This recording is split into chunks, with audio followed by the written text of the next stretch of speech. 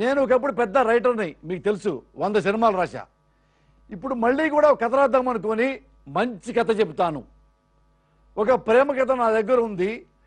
ఎదకు ఎదకు చక్కని జత కుదిరింది అనే ఒక ప్రేమ కథ నేను మొదలు పెట్టకపోతుంటే, ఇలాంటి లవ్ స్టోరీలు వద్దు, ఓ అడ్డగాడిద కామెడీ కథ చెప్తారంటున్నాడు Telangana TDP super star Revanth Reddy. Reddy గారిని పిలుద్దామా? రెడ్డి గారు, please welcome. I love you రాజా.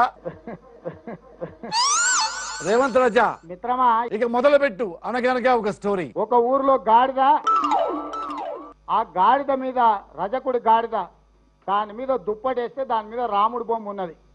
ఆ బొమ్మను చూసి ప్రతివాడు నమస్కారం పెట్టుకునేది. ఈ గాడిద అనుకున్నది ఈ నమస్కారాలన్నీ నాకే అని.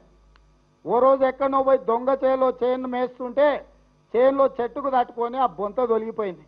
దాంతో ఊరోళ్ళందరూ మీద పడి గుత్ప తీసుకొని ఇరగబాదింది. దొంగ గాడిద కథ చాలా బాగుంది రేవంత్ రెడ్డి. కాబట్టి అన్ని పక్షాల రాజకీయ పక్షాలకు కూడా విజ్ఞప్తి చేస్తున్నా. ఏమని రాజా, ముసుగేసుకొని అడ్డమైన గడ్డి మేయమనా?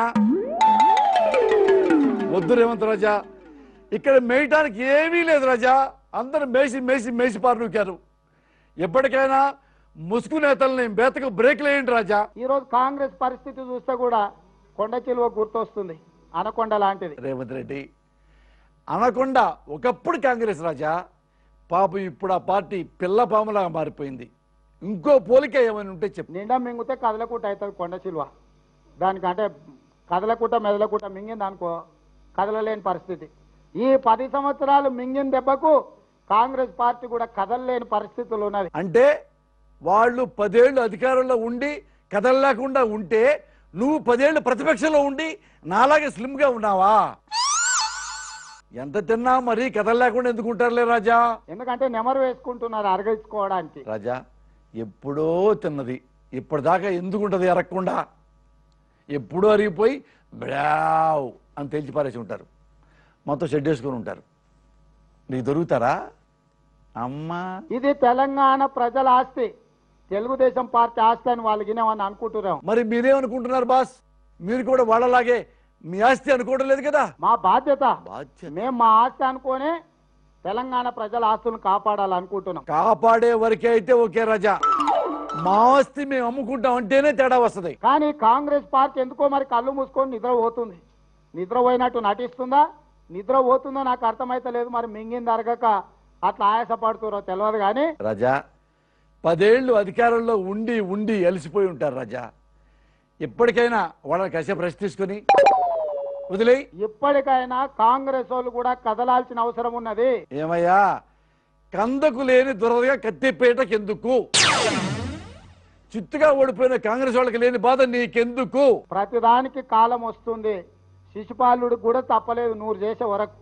100 తర్వాత శిశుపాలుడికి ఏమైందో. పురాణాలు వద్దు, ఇక్కడ పాలిటిక్స్ మాత్రమే మాట్లాడాలి.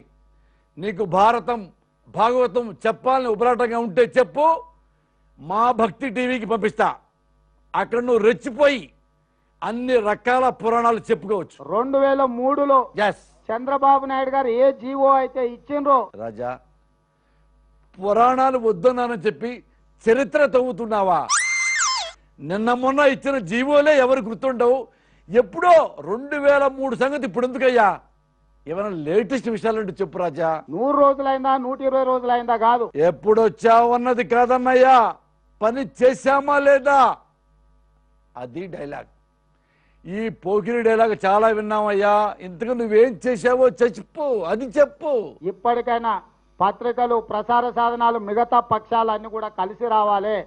తెలుగుదేశం పార్టీ చేస్తే మేము చూస్తూ కూర్చుంటాం అనుకుంటే రాజా, ఎంత పెద్ద మల్టీ స్టారర్ సినిమా అయినా ఆడియన్స్ వస్తేనే హిట్ అవుతుంది. అయినా అందరూ చేసేవాళ్ళే అంటే మీ సినిమా ఎవరు చూస్తారు రాజా చెప్పు? ప్రభుత్వం ముందుకు రావాలి, వ్యక్తులు కాదు ఇక్కడ. Thank you very much, love you raja. ఇంకా ఎక్కడ నన్ను రమ్మంటావో అని నాకు భయం వేసింది. నాకు రామేశ్వరరావుకి ఏమన్నా గెట్టు తగాదు ఉందా? నాకు కేసీఆర్కి ఏమన్నా పాలిపగలు ఉన్నాయా? రాజా, మీ మధ్య ఏమున్నాయో నాకేం తెలుస్తుంది? మీ మధ్య నిజంగా ఏమైనా ఉంటే గిట్టే నువ్వే చెప్పు, వింటా. లేదని నేను చెప్తున్నా, నీకు తెలియదు కాబట్టి నేను చెప్తున్నా. బాబు, తెలవదనే మళ్ళీ మళ్ళీ అడుగుతున్నా, అదేంటో చెప్పు. టార్చర్ పెట్టకుండా. మిత్రమా ఇక్కడ రెండు ఉన్నాయి. రెండొద్దు కానీ ఒక్కటి చెప్పు చాలు. మనిషి రక్తానికి మరిగిన పులి ఒకరిని నిలిచిపెడతాదని అనుకుంటే తప్పు. ఎవరిని ఇడవదు, రుచి మరిగినాక ఒకరి తర్వాత ఒకరిని తింటది. భయ్యా నువ్వు పెట్టికథలు చాలా బాగా చెబుతున్నావు భయ్యో. నా నెక్స్ట్ సినిమాకి నువ్వే రైటర్వి. నాకంటే మంచి రైటర్ నువ్వు. నీతో డైలాగ్ రాపించుకుంటాను. గంతే గంతే గంతే. ఇంకో మాట చెప్తున్నా, నువ్వు నాట్ ఓన్లీ రైటర్, నువ్వు గనక 6 అడుగుల పొడుగుంటే తెలుగు ఇండస్ట్రీలో మహేష్ బాబుకు నువ్వు పోటీ వచ్చేవాడివి. అంత బాగుంటుంది నీ face. Very good laughing face. I love your face.